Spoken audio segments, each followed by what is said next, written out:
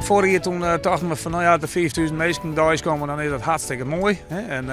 En we stonden machinaal de dik uit de Sjen en toen jaren we dat er een file stond op de A6. En dan weet dat ik nog op de landelijke radio in verband met een evenement. Ik denk, het moet net rader worden, wist wel.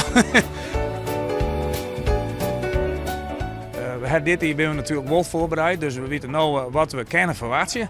En dan wist ik zo dat een dikke rijwet is bij en dan is het weer gebeurd met de pret vanzelf. Zo nuchter ben ik wel. Maar goed, Piet Paulus, maar die hier als Jimmy Sainz van volgens mij valt het al wel wat aan. En hij heeft er weer helemaal gelijk gekregen. Het is fantastisch mooi waar en ja, dit kan het beter.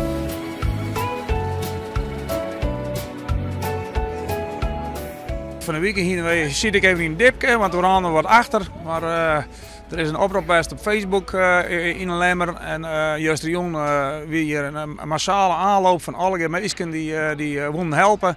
En daar heb ik dankbaar gebruik van maken. We hebben de tenten opzetten, we hebben de doeken erop zetten en de naam Kerstmarkt dat heb ik vroeger in Winterfair. We hebben wat maar de tijd meegaan.